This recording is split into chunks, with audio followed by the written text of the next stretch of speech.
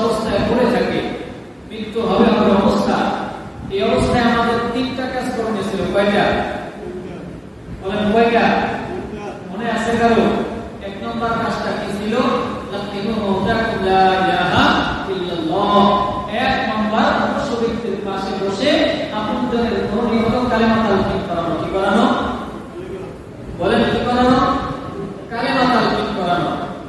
অর্থাৎ মনুষ্য ব্যক্তির পাশে বসে মৃদু আওয়াজে তাকে শোনায় শোনায় কালেমা পড়তে থাকা। লা ইলাহা ইল্লাল্লাহ, লা ইলাহা ইল্লাল্লাহ মুহাম্মাদুর রাসূলুল্লাহ। হাদিস আছে, আশহাদু আল লা ইলাহা ইল্লাল্লাহ ওয়াহদাহু লা শারীকা লাহু ওয়া আশহাদু আন্না মুহাম্মাদান আবদুহু ওয়া রাসূলুহু। অর্থাৎ কালেমা তাইয়্যিবা পড়েন অথবা কালেমা শাহাদাত পড়েন, যেটাই পড়েন না কেন, ওই মনুষ্য ব্যক্তির পাশে বসে কালেমা তালকিন করানো এটা আপনজনের জিম্মাদারি, দায়িত্ব। যতক্ষণ পর্যন্ত আপনজন মৃত্যুবরণ না করবে, ওই মৃত্যুবরণ করার আগ পর্যন্ত মনুষ্য অবস্থা মনুষ্য রোগীর সামনে বসে আপনজন ছেলে সন্তান হলেও যারা আছে তারা তাকে শোনায় শোনায় আপনকে থাকবে। লা ইলাহা ইল্লাল্লাহ, লা ইলাহা ইল্লাল্লাহ মনে থাকবে। এক নম্বর। এখন আমরা কি করি? আব্বা আমার ওই তো পাশের বাড়ি চাচা হয় কি হয় না? আচ্ছা বলেন, এই মুহূর্তে এই মনুষ্য ব্যক্তি পাশের বাড়ির চাচারে বা তার ভাইয়ারে বা তার ফলারেই বলেন, চিন্তা কি করবে? চিনলে জান্নাত ওয়াজিব। এরকম যে সন্তানকে চিনতে হবে জান্নাতে যেতে পারবে, আর সন্তানকে না চিনতে হবে জান্নাতে যেতে পারবে না, এরকম। কিন্তু আমরা তাকে তার কালেমা পড়ার ইচ্ছা থাকলেও আমরা তার সাথে এরকম কিছু কাজ করি যে কাজের কারণে সে ভুলে যায় তাকে কালেমা পড়তে হবে। কারণ মুমূর্ষু অবস্থায় হইলে আমরা তার পাশে এসে কালেমা তালকিন করার মতো দূরের কথা, তার দুনিয়া নিয়ে ব্যস্ত হয়ে যায়। আবার তোমার এটা মনে আসেনি, ওইটা মনে আসেনি, এনে ছিল ওরে ছিল, আমার চিন্তা করছো, তোমার কি কি মনে হয়? দুনিয়ার যত গাঠি বস্তু আছে সব এই মনুষ্য ব্যক্তির সামনে এনে উপস্থিত করি, সে আর কালেমা পড়ার সুযোগ পায় না, ওই অবস্থায় নিয়ে আসে। এই জন্য মনুষ্য ব্যক্তিকে আত্মীয়-স্বজন চিনানোর কোনো দরকার নাই। আত্মীয়-স্বজন চিন্তা কবরে গেলে সে জান্নাতে যাবে না, আর আত্মীয়-স্বজন না চিন্তা কবরে গেলে সে জাহান্নামেও যাবে না। সুতরাং এই অবস্থায় তার দুনিয়া দরকার, কিছু দুনিয়া ছেড়েই দিচ্ছে।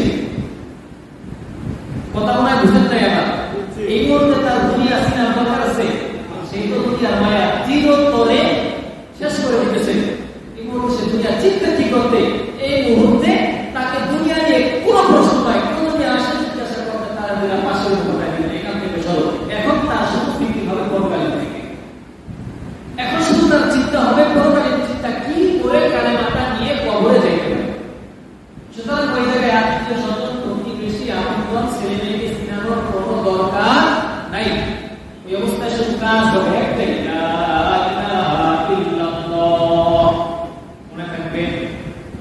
দুনিয়ার কোনো কাজ তার সামনে করা যাবে না, দুনিয়ার কোনো পেরেশানি তার মাথার ভিতরে দেওয়া যাবে না, দুনিয়ার কোনো বোঝা তার মাথায় চাপায় দেওয়া যাবে না, কোনো কাজ চিন্তা চেতনা তার মাথার ভিতরে দেওয়া যাবে না।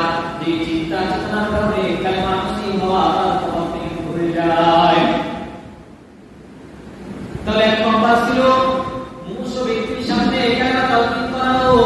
দুই নম্বর, মুমূর্ষু ব্যক্তির সামনে বসে আল্লাহ পয়গম্বর বিশ্বনবী মুহাম্মদুর রাসূলুল্লাহ সাল্লাল্লাহু আলাইহি ওয়াসাল্লাম বলে, ইকরাউ সূরাত ইয়াসিন আলা মাওতাকুম। দুই নম্বর, মুমূর্ষু ব্যক্তির সামনে বসে আপনাদের কাজ হলো সূরা ইয়াসিন তেলাওয়াত করা। কি করা? দুই নম্বর, তার পাশে বসে সূরা ইয়াসিন তেলাওয়াত করা। কি? সূরা ইয়াসিন তেলাওয়াত করা, যাতে করে তার রূহ কবজ করাটা সহজ হয়, আল্লাহ তাআলা তার উপর রহম করে।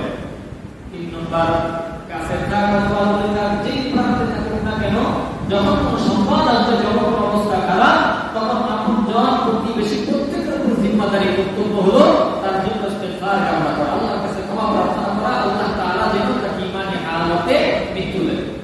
ঈমানি হালতে তাকে দোয়া করা। তাহলে 1 নম্বর কাজ কালেমা তালকিন করানো, 2 নম্বর কাজ তার পাশে বসে সূরা ইয়াসিন তেলাওয়াত করা, 3 নম্বর কাজ পাশে থাকি অথবা না থাকি যেখানেই থাকি না কেন সংবাদ যাওয়ার